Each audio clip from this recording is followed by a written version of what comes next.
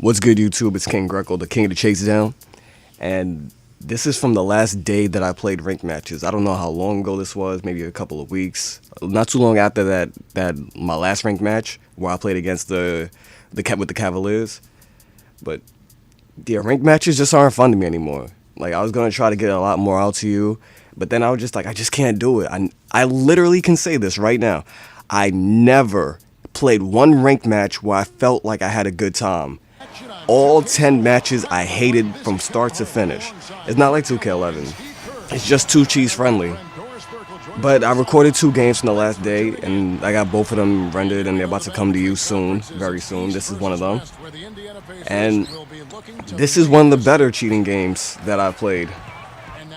Because you guys seen my last video saying the typical opponent, literally they all play the same, and this guy's one of them. And you're going to see he does a lot of things that the last guy did. So, I was thinking, in order to, I guess, replace ranked matches, would you like to see me play like a 7-game series against Dark Hustle, my crew teammate? The reason why I chose him for like this, the reason why I chose him for this is because I played probably, I don't know, well over 100 games against him. If there's anybody who knows my playstyle, it's him. And usually whenever we play games, it's close. It's always close. You never know who's going to win from the start to the finish. So I figured you guys might want to see that. Just some exciting, not so cheesy gameplay, you know?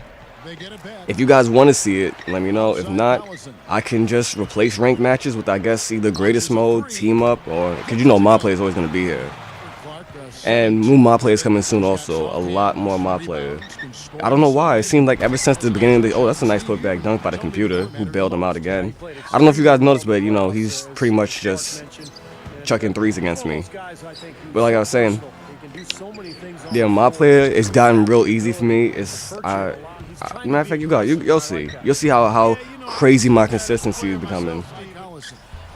And when I was saying about ranked matches, I used to play them in 2K11 a lot, and I used to have a lot of fun playing them. I used to love ranked matches, and it's not just because I was winning all the time, but because it felt fair.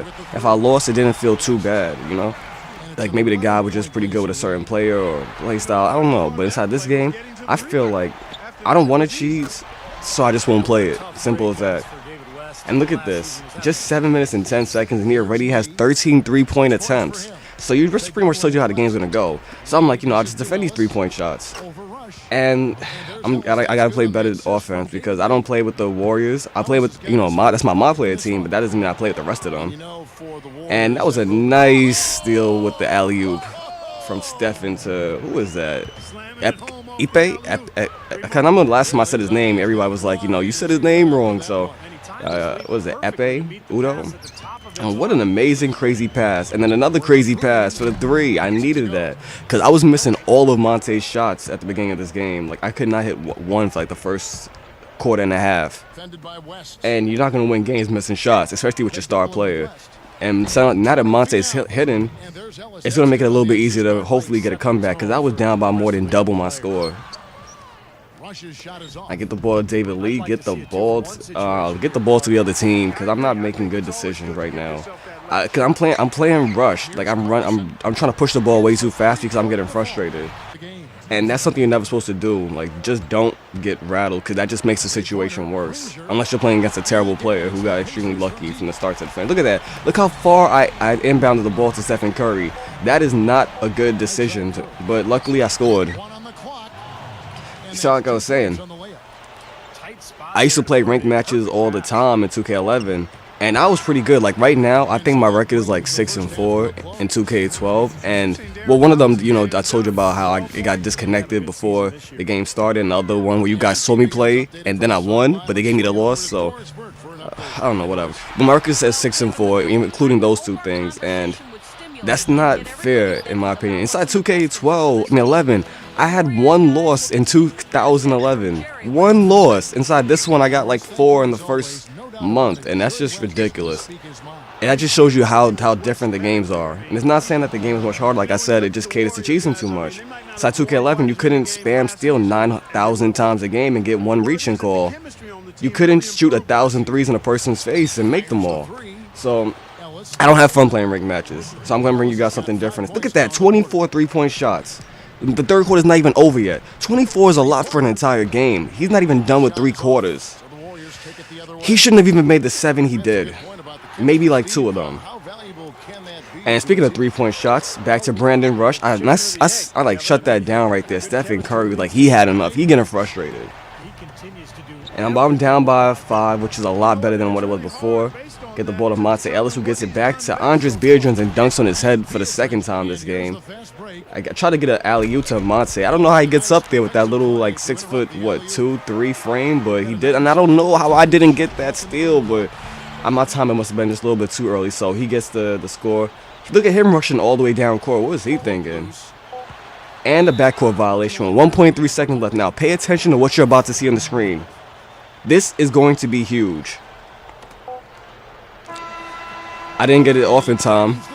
I tried to, and look how fast he skipped through it. He didn't want to see none of the little presentation that this game has to bring. He's like, no, let me get to the 4th quarter. I got more cheesing to do. So it didn't count, and I'm down by 2. That is a huge shot right there. I'm going to say that now. And he comes right back out the gate firing. I hit my 3, and I'm up by 1 finally. I'm 3 for 8, and I don't even know what it says for him. To go, he took more, like I don't even know how many 3-point attempts he's taken in this game. I just know it's just at a point where it felt like I played 5 games already against him. So he's trying to call a quick ISO, get his players away from Danny Granger, and now he's rushing into them. And he makes a 3. It's just annoying. That's at best, that's what I'll say. When I was playing this game, I remember being inside the party and I was getting frustrated. But I was trying not to show it, but I was getting frustrated. And Darren Collison once again for 3. What else is new? So now I'm being double teamed because you know he's not playing as the guy who's guarding me. The only time he does that is when he's trying to steal the ball, like the typical opponent. And he's taking 45 shots, way more than half of them have been 3s. And speaking of 3s, here comes another one. What do I have to do? Is it just me? And also, by the way, I forgot to mention this. This game is right after the patch. The one that lowers the success of on-ball steals and contested 3-point shots. That's the reason why I played so many ranked matches that day. Because I could not believe that, I was like, they finally fixed this. And they really didn't do anything. The patch did nothing. Nice alley-oop by Stephen to whatever. But I could not believe it. This was a game that got me so frustrated. I didn't play 2K12 for a while after this game, but... So he gets an inside score. Caught me off guard actually. I didn't think he'd ever drive. And whatever. I'm just gonna call him Udo from now on. All right. So we can got to the bottom of it. We don't know what his name is exactly. I don't feel like going to Wikipedia, so he's gonna be Udo from now on. And he gets a fast break dunk with less than a shot clock left in the game. So now I have to play big right now. I can't miss any shots. This is when clutch kicks in. I get the ball to David Wright. I don't know why I gave it to David Wright because he's not been scoring for me this game. But luckily he finds Udo under the rim. I defend the shot pretty well with a double team. And he misses it. I try to get the ball for a last-second score, but it was just a little bit too late. I went for a hop-step layup rather than a regular layup. So now we're going to overtime. And the score's tied up. And this is when the bull just starts kicking in like full force. Get the ball to David Wright. Look at this. Reach and attempt again. That even looked realistic. And he took it with Roy Hibbert, his 7'3" center. How did he possibly just keep spamming, stealing it right after that on ball? What happened to the patch? What happened to common sense? But don't worry, it's not over there yet. By the way, have you guys noticed he hasn't got one reach-in call? We are now in overtime. That is over 20 minutes of gameplay. We have not got one reach-in call go for us, regardless of who he does it with.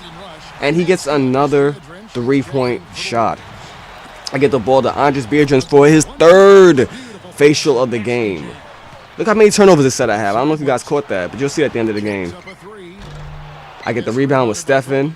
Get it all the way down to Darrell Wright. Get it all the way across the court to another crazy pass to Monte Ellis. He goes up for the mid-range shot and makes it. Monte has been hidden for the second half. We are up by 3. I'm thinking this game is smooth sailing. So he gets the ball. And I'm trying to guard him. He gets the ball back to Danny Granger. I move away for a split second. I try to come back and defend the shot. And he scores. Now there's 30 seconds left. Just one shot clock. I mean, one more score for both of us if we play the shot clock correctly. And now look at this. He goes up for the block attempt, and then he comes down for the immediate steal with Roy Hibbert a second time. Roy Hibbert is the clutch on-ball defender in 2K12 all of a sudden. He is much better than Rondo has ever been. I have no timeouts left. I don't even know where they went. I didn't call any. I try to go for the shot. Game over. What can I say? And I lose the game to this guy. I used to think that overtime games were instant classics, but not the game like that. And okay, now check this out. Look how many three-point attempts he took. 43. How did he make 12 being that obvious? And now look at my turnovers. I had 19 turnovers. He had 19 steals. The next ranked match, I abused some poor guy who didn't deserve it.